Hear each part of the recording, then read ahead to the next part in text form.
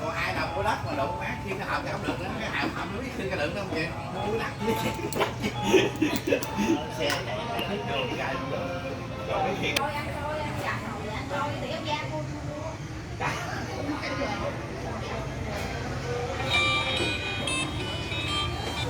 Nghe gì coi. Đây nước cà phê mình thấy bên đây nè. 3 triệu. Dạ.